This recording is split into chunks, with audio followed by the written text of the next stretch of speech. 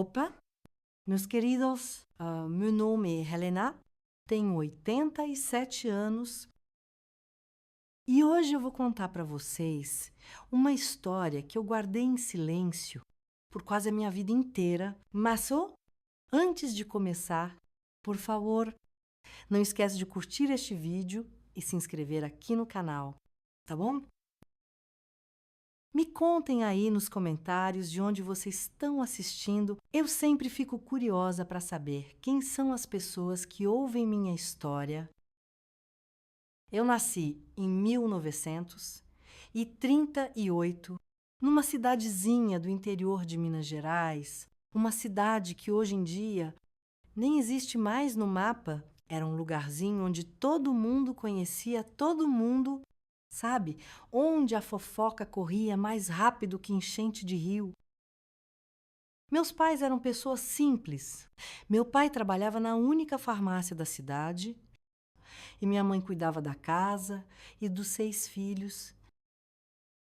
Eu era filha do meio, sabe? Nem a mais velha cheia de responsabilidade, nem a caçulinha mimada. Aí, 1956. Quando eu tinha 18 anos, eu conheci o Ricardo. Foi durante a festa de São João da cidade. Ele era médico. Cara, tinha acabado de chegar para trabalhar na Santa Casa. O único hospital da região. O Ricardo tinha 32 anos e era bonito. Estudado, tinha vindo de BH. Nossa, todas. As moças suspiravam por ele. Mas foi comigo que ele dançou a quadrilha, naquela noite. Eu, uma simples filha de farmacêutico, sem muito estudo, só com o ginásio completo. Meus pais ficaram encantados. Quando ele pediu permissão para me cortejar, o mérito na família era muito mais do que eles poderiam sonhar para qualquer uma das filhas. O namoro foi rápido, coisa de 6 meses. E logo, a gente estava noivo. Eu me casei em janeiro de 1957 com um vestido branco bem simples que minha mãe e minhas irmãs costuraram juntas. A cidade inteira foi no casamento. Eu era a inveja de todas as moças e o orgulho de todas as mães. Que sorte a sua Helena. Arrumou um médico, vai ter uma vida de rainha, minha filha. Deus te abençoou com esse casamento. Nos primeiros anos, tudo parecia um sonho, sabe? Eu e o Ricardo nos mudamos para uma casa linda, a mais bonita da cidade. Na verdade, tinha um jardim na frente e um quintal com uns pés de jabuticaba nos fundos. A gente tinha até uma moça que vinha ajudar na limpeza 3 vezes por semana. 1958, nasceu nosso primeiro filho, o Carlos Eduardo.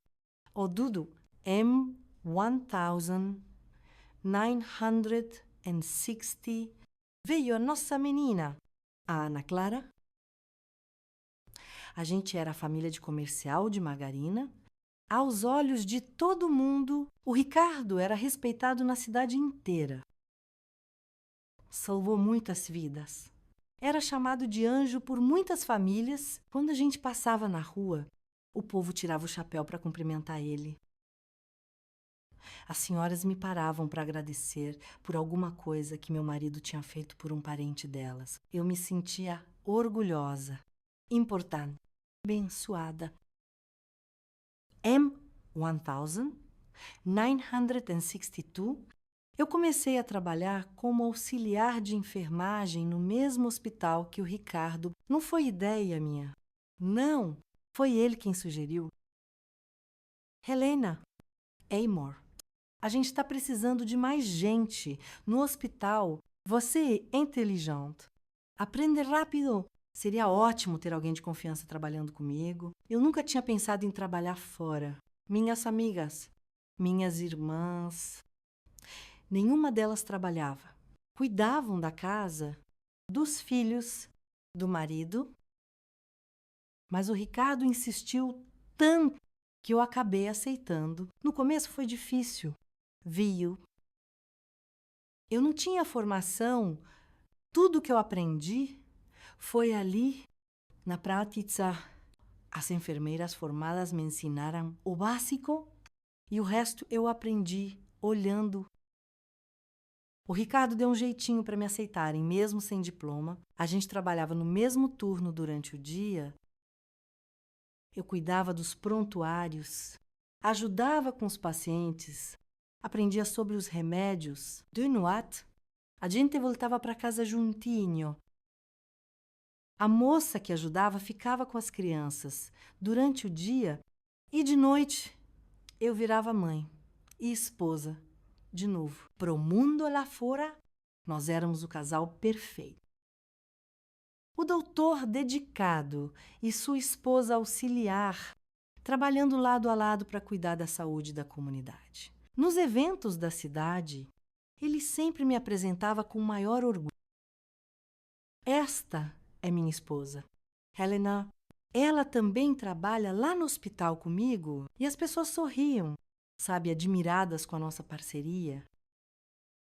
Aos domingos, a gente ia à missa juntos, as crianças, todas arrumadinhas, de mãos dadas com a gente. Depois, a gente almoçava na casa dos meus pais ou recebia visita em casa. O Ricardo era um charme, contava história engraçada, trazia presente para minha mãe quando voltava de algum congresso em BH, M1964. Et eu fui promovida. Virei a enfermeira-chefe da ala feminina do hospital. De novo, foi o Ricardo quem arranjou a promoção. Ele disse que eu merecia, que eu tinha aprendido mais em 2 anos do que muita enfermeira formada em 5. Eu fiquei toda boba. Claro, ganhava meu próprio dinheirinho, tinha minhas responsabilidades, era respeitada. Você é uma mulher de sorte. Helena, minha mãe me dizia, um marido que te valoriza, que te deixa trabalhar, que te promove. Quem mais tem uma vida assim? E eu acreditava que era sortuda. Eu, aí tô sortuda. Tinha uma casa bonita, 2 filhos saudáveis, um marido respeitado e um trabalho que me dava um propósito, o que mais uma mulher podia querer nos anos 60. Mas como diz aquele ditado antigo, nem tudo que reluz é ouro. E a minha vida dourada começou a mostrar as rachaduras no 3º ano de casamento. Eram sinais pequenos que eu ignorei, coisas que eu desculpei, comportamentos que eu justifiquei, porque era mais fácil fingir que estava tudo bem do que admitir que eu tinha me casado com um homem que tinha 2 caras. Uma para o mundo ver o médico dedicado, o marido amoroso, o pai atencioso. Outra, que só eu conhecia, que começou a se revelar devagarinho como uma doença silenciosa que vai tomando conta do corpo sem você perceber, até que um dia já é tarde demais para tratar. Foi numa quarta-feira de julho de 1965, eu nunca vou esquecer essa data. O Ricardo chegou em casa tarde da noite, quase 2 da manhã. Eu estava acordada, preocupada. Ele nunca chegava tão tarde sem avisar. Quando ele abriu a porta, eu percebi, na hora que alguma coisa estava errada, os olhos dele estavam diferentes. O cheiro de cachaça era forte e tinha uma mancha de batom na gola da camisa branca dele. Ricardo, o que aconteceu? Fiquei preocupada. Muy bem. Ele me olhou de um jeito que eu nunca tinha visto. Watzel. Uma frieza que me atravessou como uma faca. Perdemos um paciente hoje. Um garotinho de só 8 anos. Meu coração apertou. Claro, era. Isso explicava tudo. A morte de um paciente, ainda mais uma criança, sempre mexia muito com ele. Eu tentei abraçar ele, dar um conforto, mas ele me afastou com um empurrão tão forte que eu caí sentada no sofá. Não preciso da sua pena, Helena. Eu preciso de paz e silêncio. Eu fiquei paralisada, confusa. Em 8 anos de casados, ele nunca tinha levantado a mão para mim. Nem mesmo a voz, mas naquela noite, alguma coisa tinha mudado. Ele subiu as escadas sem dizer mais nada. Eu fiquei ali, sentada no escuro, tentando entender o que tinha acontecido. Na manhã seguinte, o Ricardo agiu como se nada tivesse acontecido. Tomou o cafezinho dele, brincou com as crianças, me deu um beijinho na testa antes da gente sair para o hospital. No trabalho, ele era o mesmo médico atencioso e respeitado de sempre. E eu cometi a duvidar de mim mesma. Será que eu imaginei aquele empurrão? 2 semanas depois, eu descobri que não tinha morrido paciente nenhum naquele dia. Nem menino, nem adulto, ninguém. Foi um dia tranquilo no hospital. Segundo os registros que eu mesma organizava, aquela mentira me deixou com a pulga atrás da orelha, mas eu engoli a dúvida. Talvez ele tenha confundido as datas Pensei. Ou talvez fosse algum paciente particular que não estava nos registros do hospital. Os meses foram passando e aquela primeira noite estranha começou a se repetir. Não era toda semana, nem todo mês. Era imprevisível. O Ricardo chegava tarde, cheirando a álcool, às vezes com marca de batom ou perfume de mulher, e ele sempre tinha uma desculpa. Uma emergência, um paciente difícil, uma reunião com outros médicos, e depois vinham as explosões. Por motivos bobos, sabe, uma camisa que eu não passei direito, o jantar com pouco sal, o barulho das crianças brincando. Qualquer coisa podia despertar aquela raiva que eu ainda não entendia no começo. Eram só gritos, insultos, palavras que cortavam mais fundo que faca. Você é uma incompetente. Helena, como consegue ser tão burra? Eu não sei por que eu perco meu tempo com você. Eram palavras que eu engolia em silêncio, porque elas só aconteciam quando a gente estava sozinho. Nunca na frente das crianças. Nunca na frente de ninguém. Pro mundo. A gente continuava sendo o casal perfeito. Foi em março de 1966 que ele me bateu pela primeira vez. Eu tinha chegado atrasada em casa. Uma paciente estava num trabalho de parto complicado e eu fiquei ajudando além do meu horário. Quando eu cheguei, as crianças já estavam dormindo e o Ricardo me esperava na sala, sentado no escuro. Onde você estava? A voz dele estava calma, mas eu já conhecia aquele tom. Era a calmaria antes da tempestade. Eu expliquei sobre o parto, sobre como a moça precisava de apoio. Mentirosa, você estava com outro. Não adiantou explicar, mostrar meu uniforme, sujo de sangue, contar os detalhes do procedimento. Ele já tinha decidido que eu estava mentindo. O tapa veio forte, inesperado.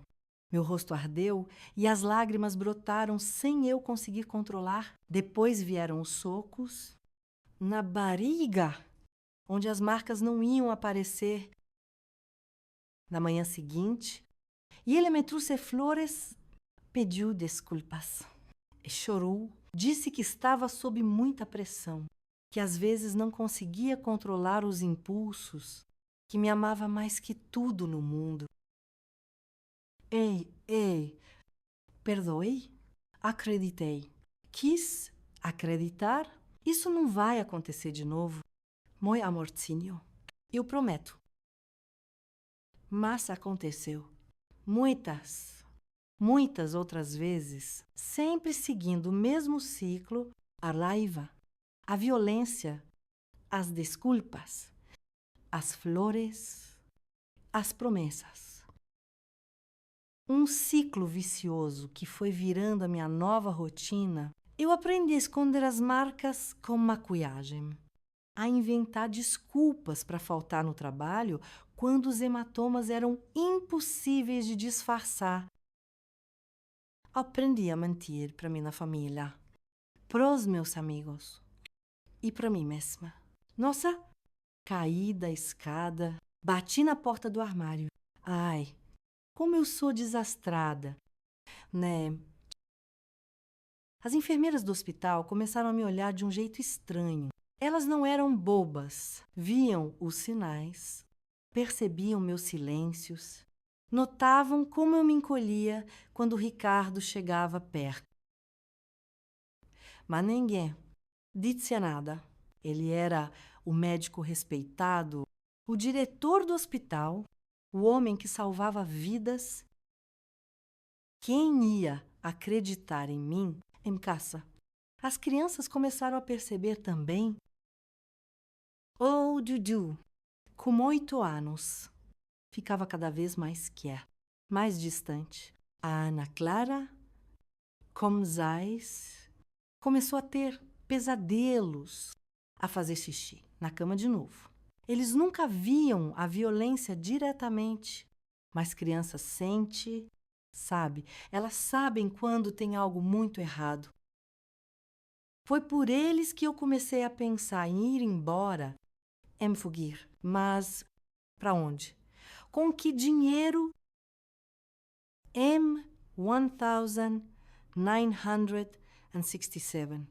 Uma mulher desquitada, era vista como lixo pela sociedade. Minha família não ia me aceitar de volta. Não iam entender.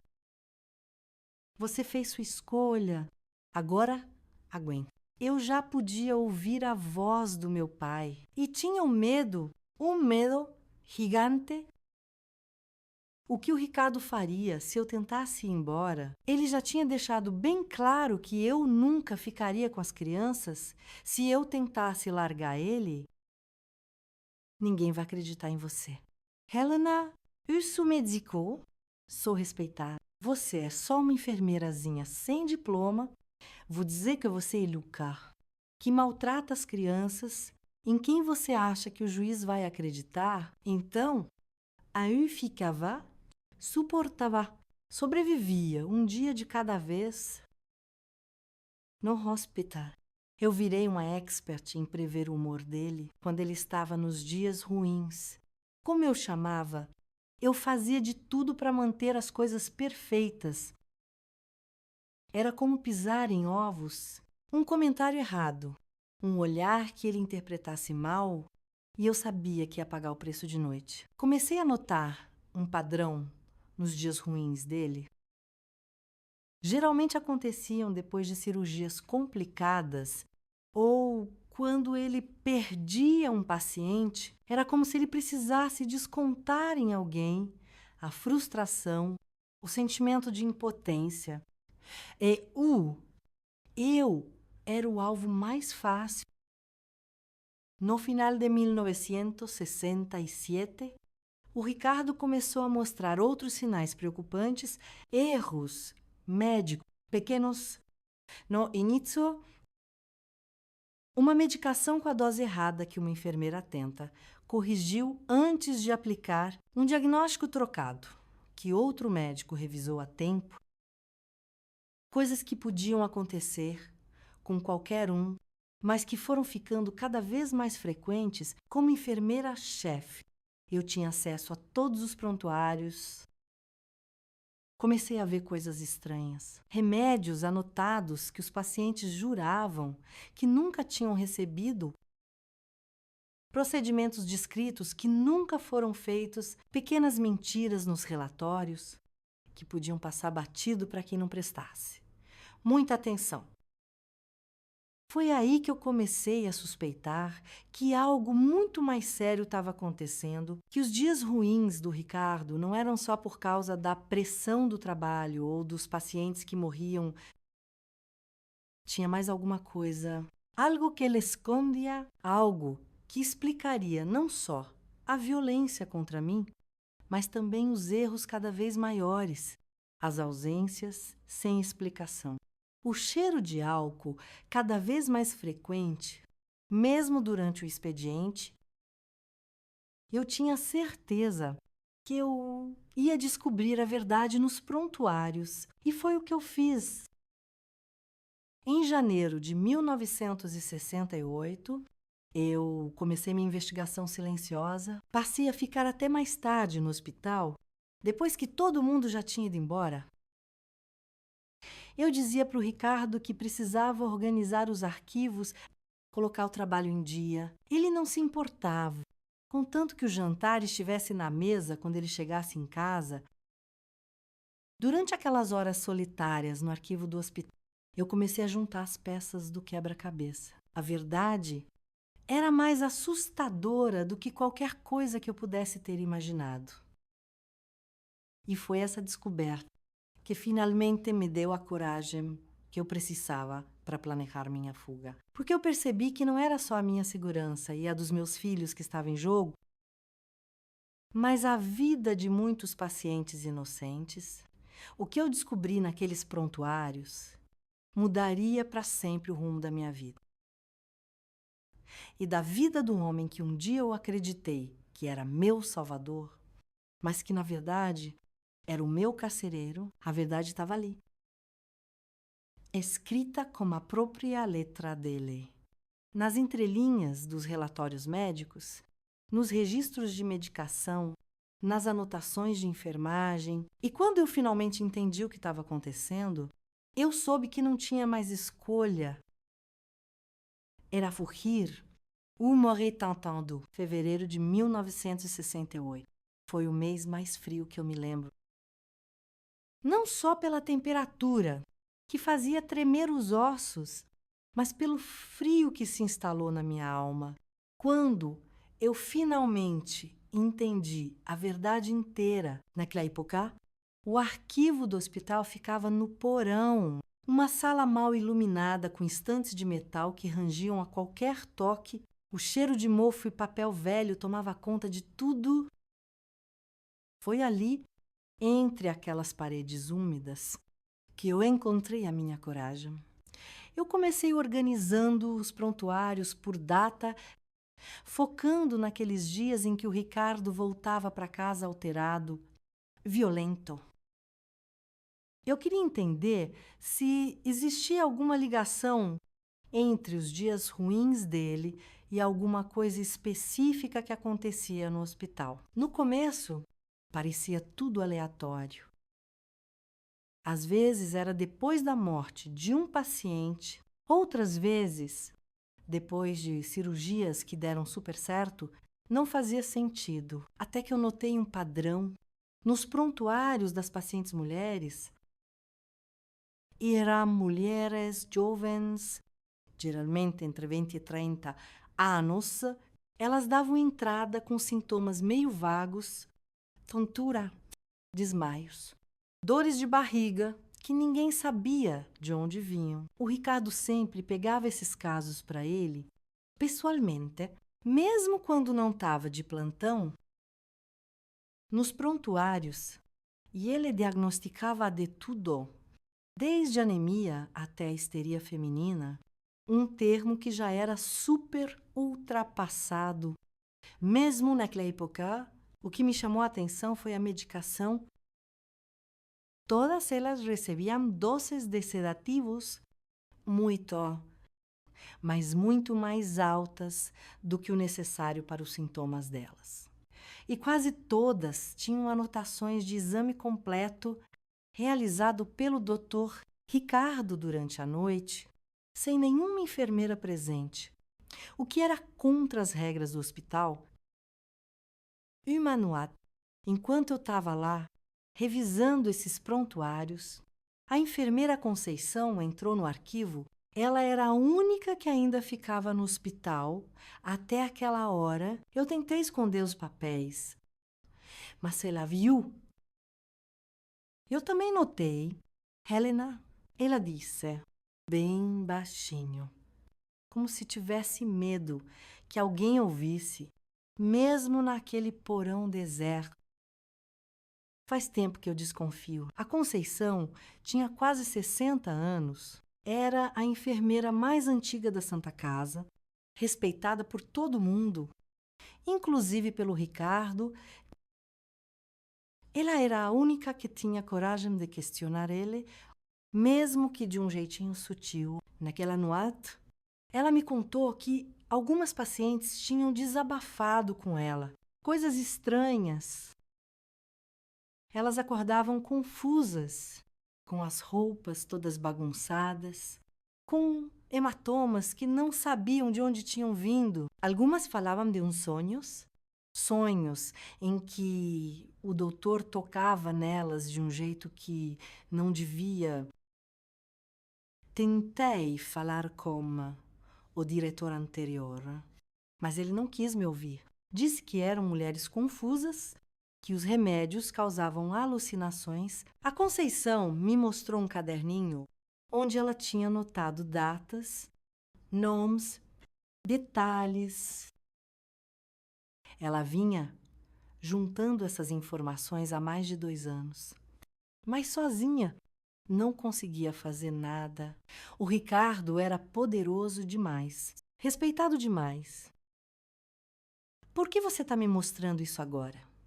Eu perguntei, mesmo já sabendo a resposta, porque eu vejo os roxos que você tenta esconder com maquiagem, porque eu sei que você está investigando por conta própria e porque a última paciente foi a sua prima, a Larissa. Moidus, eu senti como se o chão tivesse sumido debaixo dos meus pés. Larissa, a filha da minha tia Vera, ela tinha estado no hospital 3 semanas antes com uma gripe forte, de aninhos, estudiosa. Sonhava em ser professora. O Ricardo insistiu em cuidar dela pessoalmente, mesmo não sendo a especialidade dele. Na época, agradeci. Achei que era uma gentileza, um favor para minha família. Corri para achar o prontuário da Larissa. E estava lá, sedativos em dose alta, permaneceu em observação durante a noite. Exame completo realizado. E uma observação final. Alta médica concedida, paciente orientada a não comentar sobre os procedimentos realizados devido à natureza delicada e experimental do tratamento. Meu estômago revirou. A Larissa tinha saído do hospital diferente. Quieta, assustada, minha tia comentou que ela não era mais a mesma, que tinha pesadelos, que se assustava com qualquer toque. Agora eu entendi o porquê. Sentei ali mesmo, no chão frio do arquivo, e chorei como eu nunca tinha chorado na vida. Pela Larissa, por todas aquelas mulheres, por mim mesma. A verdade era monstruosa demais para suportar. O homem com quem eu era casada, o pai dos meus filhos, o médico respeitado por toda a comunidade, era um predador, um monstro que abusava de pacientes vulneráveis, dopadas com sedativos. E eu, Zemzaba, era cúmplice. Eu organizava os prontuários dele. Acreditava nas mentiras dele. Permite que ele continuasse? A culpa me consumia por dentro como um ácido. Não é sua culpa, Helena, disse a Conceição. Como se lesse meus pensamentos. Você também é uma vítima dele? Nos dias seguintes, com a ajuda discreta da Conceição, eu continuei investigando. A gente documentou tudo, tintim por tintim. Datas, nomes, remediou as inconsistências nos relatórios em algumas semanas. A gente tinha provas de pelo menos 27 casos suspeitos. Só nos últimos 3 anos, 27 mulheres, 27 vidas marcadas para sempre. Mas o que fazer com aquela informação? O Ricardo era amigo do delegado e do juiz, do prefeito, que me ia acreditar na gente. 2 mulheres contra o médico mais respeitado da cidade era a nossa palavra contra a dele. Foi então que eu descobri algo ainda mais perturbador. Nos prontuários dos pacientes homens, principalmente os mais velhinhos ou muito doentes, eu encontrei outro padrão. Dosagens de morfina e outros analgésicos fortes que não batiam. Mortes que pareciam acontecer antes da hora, mas que eram sempre justificadas pela condição frágil do paciente. Em março de 1968, enquanto eu revisava um desses casos, encontrei uma receita de morfina com uma dosagem 5 vezes maior que a recomendada para um senhor de 78 anos, que tinha entrado no hospital com pneumonia. O paciente morreu horas depois. E o Ricardo registrou a causa da morte como falência múltipla dos órgãos devido à idade avançada. O que me chamou a atenção foi a data. Era o mesmo dia em que o Ricardo tinha chegado em casa com uma maleta de couro nova, cara demais para o nosso orçamento. Intrigada, comecei a procurar os pertences registrados dos pacientes que morreram sob os cuidados do Ricardo. Havia diferenças gritantes. Um relógio de ouro que sumiu quando a família veio buscar as coisas. Um anel de diamantes que provavelmente foi roubado antes da internação. Segundo o relatório, dinheiro que desaparecia das carteiras. A imagem completa era ainda mais horrível do que eu imaginava. O Ricardo não só abusava de pacientes vulneráveis, ele também roubava dos moribundos e, em alguns casos, eu suspeitava fortemente que ele acelerava a morte deles com doses letais de morfina, para facilitar os roubos. Uma noite, enquanto eu ainda estava no arquivo, eu escutei passos. Era tarde, mais de meia-noite. O hospital estava praticamente deserto, tirando os enfermeiros do plantão noturno, que quase nunca desciam para o porão. Rapidinho, eu guardei os documentos que eu estava olhando e me escondi entre as estantes. Era o Ricardo. Ele entrou no arquivo com uma expressão que gelou minha alma, aquele mesmo olhar vazio que eu conhecia bem demais. Ele foi direto para a sessão onde eu tinha estado organizando os prontuários das pacientes que a gente identificou como possíveis vítimas. Abriu algumas pastas, olhou uns documentos, parecia procurar alguma coisa específica. Depois de 1 minuto, ele começou a arrancar páginas de alguns prontuários, colocando dentro do jaleco.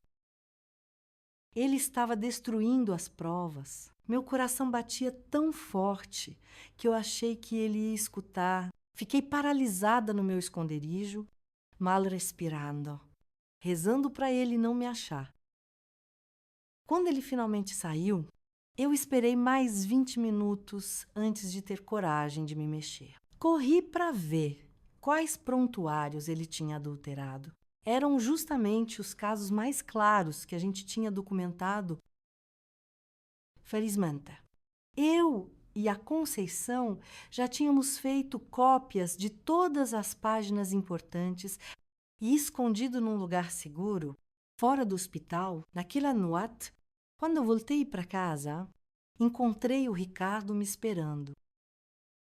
O rosto dele estava sereno, quase gentil, o que me apavorou ainda mais. Ele nunca era mais perigoso do que quando parecia calmo. Tá trabalhando até tarde ultimamente. Helena, algum problema no arquivo? Só a reorganização anual. Respondi, tentando controlar o tremor na minha voz. Muitos documentos acumulados? Ele sorriu, um sorriso que não chegava nos olhos. Sabe? Eu notei alguns prontuários fora de ordem hoje. Fui procurar o caso daquele paciente com aneurisma para mostrar para um colega. E os arquivos estavam uma bagunça. Engoli em seco. Vou verificar amanhã. Talvez algum residente tenha consultado e não guardou direito. Talvez ele se aproximou e fez um carinho no meu rosto, com uma suavidade que me deu arrepios. Ou talvez alguém esteja enfiando o nariz onde não deve. Naquela noite, eu não dormi. Fingi que estava dormindo, mas fiquei alerta, com medo do que ele podia fazer. Pela primeira vez, eu senti que minha vida estava em perigo. Perigo real, iminente. O Ricardo sabia, ou pelo menos suspeitava, que eu estava descobrindo seus segredos, e pessoas que sabiam demais sobre o Ricardo tinham um estranho hábito de sofrer acidentes. Na manhã seguinte, quando eu cheguei no hospital, a Conceição me esperava com uma cara séria. Ele me chamou na sala dele auditido. Fez perguntas sobre quem tem acesso ao arquivo, sobre o que eu faço depois do expediente. Mencionou que está pensando em reestruturar a equipe de enfermagem, começando pelas mais antigas e custosas. Era um recado bem claro. Nós duas estávamos em perigo. O Ricardo estava fechando o cerco. Se a gente não agisse rápido, ele ia encontrar um jeito de calar a gente para sempre. Talvez um acidente com medicação, talvez um assalto no caminho para casa. Naquela tarde, eu tomei a decisão mais difícil e corajosa da minha vida. Eu não podia mais me preocupar só com a minha segurança ou com a dos meus filhos. Havia dezenas de mulheres que foram vítimas do Ricardo e potencialmente mais vidas em risco, e eu precisava parar ele. Não importava o custo. Com a ajuda da Conceição, eu bolei um plano desesperado. A gente não confiava nas autoridades locais. Estavam todos no bolso do Ricardo.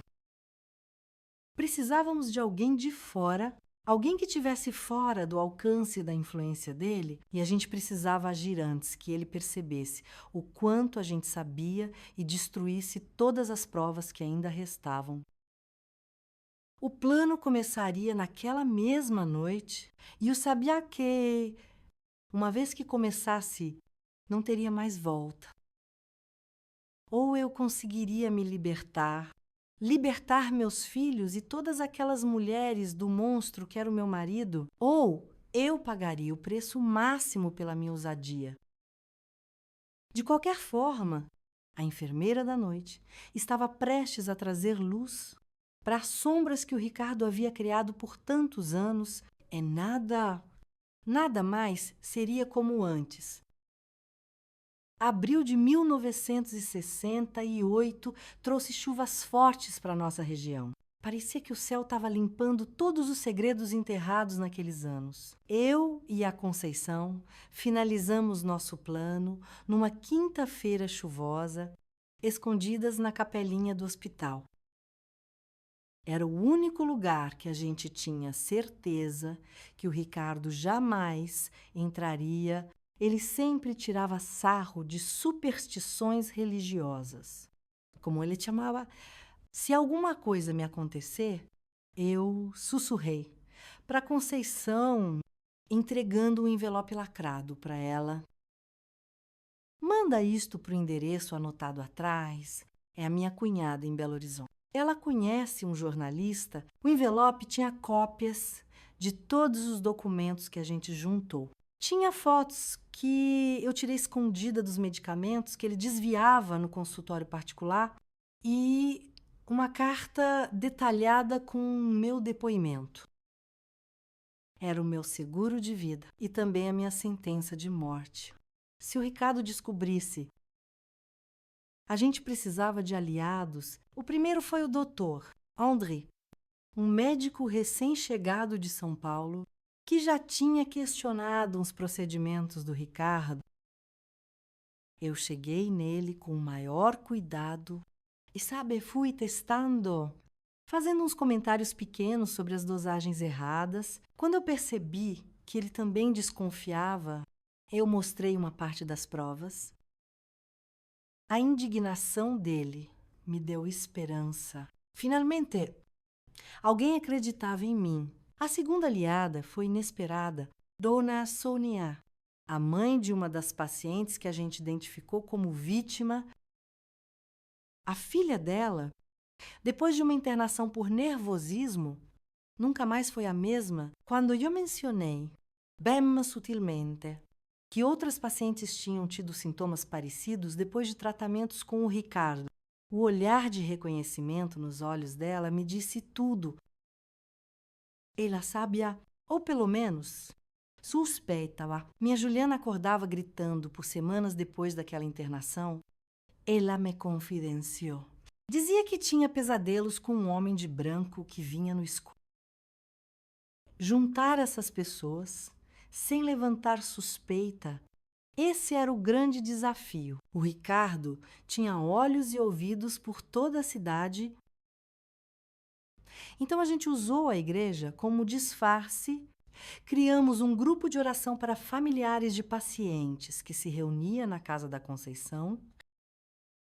O Ricardo desprezava essas coisas e nunca questionou minha participação. Em 2 semanas, a gente tinha um pequeno grupo determinado a expor a verdade.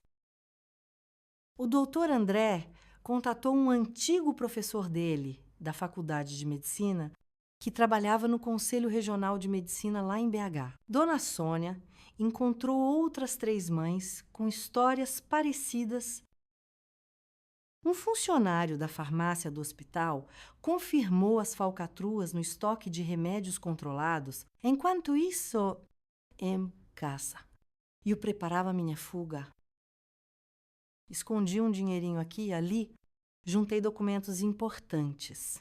Preparei uma malinha que deixei escondida na casa da Conceição. Guardei fotos, cartas, tudo que eu não queria deixar para trás. O mais difícil foi preparar as crianças sem assustar elas. Olha, se um dia a mamãe disser que a gente vai visitar a tia Cecília de surpresa, vocês precisam vir rápido. Sem faça pergunta, tá bom? Eu instruí o Dudu, a Ana Clara, transformando tudo numa espécie de jogo secreto. Em maio, quase 2 meses depois do início do plano, a gente estava pronto para agir. O Conselho de Medicina ia mandar uma fiscalização surpresa. Na semana seguinte, jornalistas do principal jornal de BH já estavam investigando discretamente. A gente tinha o depoimento de 7 vítimas registrado em cartório. Estávamos tão perto da liberdade, da justiça, da verdade. Mas o Ricardo sempre foi mais esperto do que eu imaginava. Na noite de 17 de maio, eu voltei do hospital e encontrei a casa estranhamente silenciosa. As crianças deveriam estar com a dona Elsa, nossa vizinha que ficava com elas quando a gente trabalhava de noite. Chamei por eles, mas ninguém respondeu. Na mesa da cozinha, eu encontrei um envelope dentro fotos. De todas as nossas reuniões secretas, a Conceição conversando com o Dr. André, eu entregando documentos para Dona Sônia e um bilhete junto com as fotos. Entendo que você precisa de umas férias, querida. Levei as crianças para a casa de campo do meu colega. Quando você recuperar o juízo, poderá nos encontrar lá. Me sangrelau. O Ricardo tinha levado meus filhos e não era para casa de campo nenhuma. A Usabia, aquele lugar nem existia. Ele tinha sequestrado eles para me punir, para me forçar a desistir. O terror que eu senti naquele momento é impossível de descrever. Será que ele seria capaz de machucar as próprias crianças para me atingir? Corri pro telefone. Liguei para Conceição, nada, ninguém atendeu. Tentei o Dr. André, nada.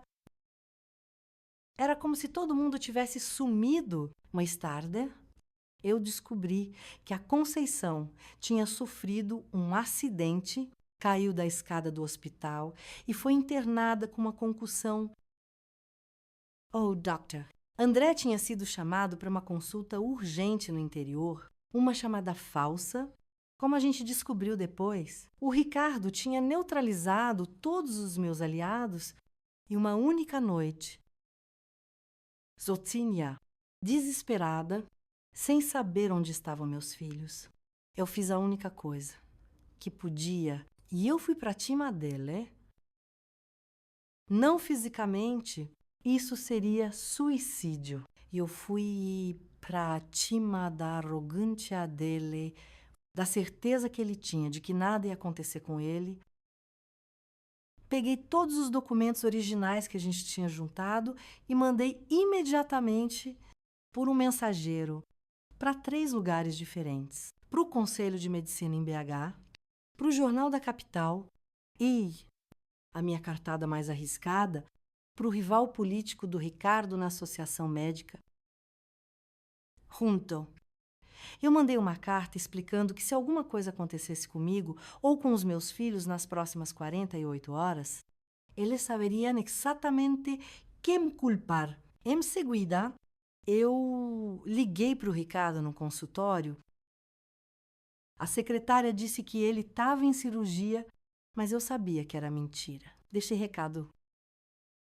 Diga para o Dr. Ricardo que a enfermeira Helena ligou. Diga que os documentos originais já estão a caminho de Belo Horizonte e que se ele não me disser onde estão os meus filhos em 1 hora, todo mundo vai saber o que ele fez com aquelas 27 mulheres e com os pacientes que tiveram suas mortes aceleradas. 40 minutos depois, o telefone tocou. Era ele. Você é um luxo completamente? Helena, que palhaçada é essa? Onde estão os meus filhos? Ricardo? Minha voz estava mais firme do que jamais esteve falando com ele. Estão seguros, longe de uma mãe perturbada que anda inventando histórias absurdas. Você tem exatamente 2 horas para trazer ele de volta. Se não, sua carreira, sua reputação e sua liberdade acabam hoje.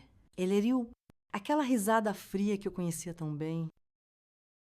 Ninguém vai acreditar em você. Sua tola, eu sou respeitado. Você é apenas uma enfermeira louca. Oisai e o interrompe. Mas sou uma enfermeira louca com provas. Ricardo, com fotografias, documentos, depoimentos registrados em cartório. Sou uma enfermeira louca que já mandou tudo isso para pessoas que estão só esperando um sinal meu para agir. Silêncio do outro lado da linha. Então, com a voz um pouco alterada, ele disse: Você está blefando? Experimenta não trazer meus filhos de volta e descobre. Foram as 2 horas mais longas da minha vida. Eu fiquei sentada na sala, com um revólver velho do meu pai no colo, não para atirar nele, mas para me defender se fosse preciso, ou pior, para não ser levada viva, se ele viesse com outros homens. Exatamente 2 horas depois, um carro parou na frente de casa. O Ricardo desceu com o Dudu e a Ana Clara, os dois assustados, mas bem. Quando eles me viram na porta, correram para os meus braços. Entra, Ricardo. E o convidei. Calmamente. As crianças já estavam seguras atrás de mim. Acabou sua brincadeira. Helena, amanhã mesmo você vai ser internada para tratamento psiquiátrico. Não. Ricardo, a sua brincadeira é que acabou. Eu mostrei para ele as cópias de todos os documentos que a gente tinha juntado. O rosto dele ficou pálido enquanto ele folheava as páginas. Quando ele chegou nas transcrições dos depoimentos das vítimas, com detalhes que só elas poderiam saber, eu vi uma coisa que nunca tinha visto nos olhos dele antes. Medo? O que você quer? Ele perguntou. Finalmente derrotado, eu quero o meu divórcio, a guarda dos meus filhos e que você suma das nossas vidas para sempre. Em troca, esses documentos nunca serão publicados. Foi assim que eu venci o meu monstro, não com violência, não com gritos, mas com a verdade que ele tanto temia. Na manhã seguinte, ele tinha sumido da cidade. Deixou uma carta de renúncia no hospital, alegando problemas de saúde. 3 meses depois, assinamos os papéis do divórcio e da guarda, sem nenhuma contestação. Eu nunca mais o vi. A vitória teve seu preço? Claro. A cidade inteira ficou fofocando sobre o que tinha acontecido. E fiz julgada condenada pelas línguas afiadas que não sabiam da verdade. Abandonou o pobre do doutor? Ditiam uns, sempre soube que ela era ambiciosa. Comentavam outros. Mas eu estava livre, meus filhos estavam a salvo. E isso era tudo que importava. Foi o começo da minha verdadeira vida, uma vida que exigiu ainda mais coragem, mas que finalmente pertence a mim. Julho de 1968 marcou o início da minha verdadeira jornada, com 2 filhos pequenos, sem marido e com uma cidade inteira cochichando nas minhas costas. Eu tinha 2 opções: desmoronar ao me reconstruir. Eu escolhi a segunda. Fiquei no hospital só por mais 2 semanas depois que o Ricardo foi embora. Os olhares, as perguntas que ninguém fazia, o silêncio constrangedor quando eu entrava numa sala, tudo aquilo era sufocante. Além disso, o novo diretor, um colega próximo do Ricardo, deixou bem claro que meus serviços não seriam mais necessários. Fui demitida com uma indenização mínima. Na mesma semana, a Conceição também foi afastada, supostamente por problemas de saúde. Era o jeito que eles encontraram de calar qualquer um que soubesse da verdade. O que a gente vai fazer agora? Mamãe e o Dudu me perguntou numa noite. Enquanto eu contava o pouco dinheiro que a gente tinha, vamos ter que morar com a vovó? Voltar para a casa dos meus pais? Seria admitir a derrota? Meu pai já tinha deixado claro que eu tinha envergonhado a família ao me divorciar.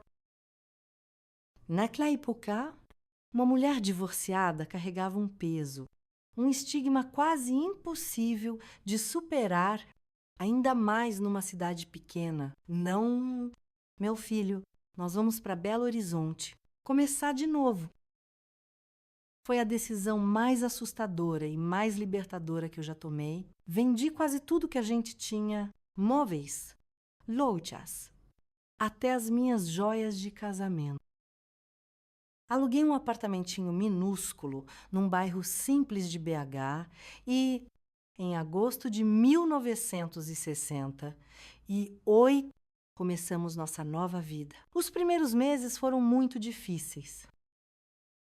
Eu procurava emprego durante o dia, enquanto minha cunhada Cecília, a única da família que me apoiou, ficava com as crianças de noite.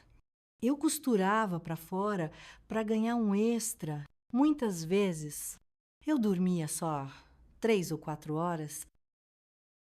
Você foi auxiliar de enfermagem por 10 anos, mas não tem diploma. Era o que eu ouvia em todo hospital que eu ia. A experiência sem o papel não valia quase nada. Trabalhei como recepcionista de consultório, como cuidadora de idosos. Aceitei qualquer bico na área da saúde que aparecia. Em outubro daquele mesmo ano, aconteceu uma coisa que mudou minha vida de novo. Eu estava no refeitório de um dos maiores hospitais de BH, onde eu tinha conseguido um emprego temporário na limpeza, quando uma médica sentou na minha frente. Era a doutora Lúcia, uma das poucas mulheres cirurgiãs da cidade, na época. Você é a moça que veio do interior? Não é? Que trabalhou como auxiliar por anos? Uihlei. Será que a história tinha me seguido até ali? Sim, senhora. Respondi. Com cuidado. Eu vi como você organizou o armário de medicamentos da ala pediátrica. Nenhuma faxineira faz isso. Você conhece os remédios. Sabe como classificar. Não tinha como negar, era um hábito antigo. Sabe, eu não conseguia ver bagunça na área médica sem querer arrumar. Eu trabalho na parte administrativa da Faculdade de Enfermagem da UFMG. Ela continuou. Nós estamos começando um programa para profissionais experientes, mas sem diploma. Acho que você deveria se inscrever. Aquela conversa de 10 minutos abriu a porta que eu achava que estava trancada para sempre. Em janeiro de 1969, com 31 anos, eu entrei na primeira turma desse programa especial da faculdade. Eu estudava de manhã, trabalhava à tarde e cuidava dos meus filhos de noite. Nos fins de semana, ainda fazia plantão como auxiliar no mesmo hospital. Agora, com uma pequena bolsa de estudos, foi a época mais cansativa e mais gratificante da minha vida. Cada anotação no caderno, cada livro que eu lia até de madrugada, cada prova que eu passava, era um tijolinho na construção da minha nova identidade. Eu não era mais a Helena, esposa do Dr. Ricardo. Eu era a Helena, a estudante de enfermagem. A mãe que trabalhava duro, a mulher que se recusava a ser derrotada. O Dudu e a Ana Clara, com 11 anos, viraram meus maiores fãs, faziam silêncio para eu estudar, comemoravam minhas notas boas, nunca reclamavam da comida simples ou das roupas remendadas. Quando você for enfermeira de verdade, a gente vai comemorar naquele restaurante chique do centro. Eu prometi para o Dudu. E eu vou dizer para todo mundo que a minha mãe é a melhor enfermeira do Brasil. A Ana Clara completava. Em dezembro de 1970, eu recebi meu diploma. Aos 32 anos, eu finalmente era enfermeira registrada, com todos os papéis. Da minha família, só a Cecília foi na formatura, mas eu tinha meus filhos, alguns novos amigos e, principalmente, eu tinha a mim mesma, mais forte do que eu jamais imaginei que poderia ser.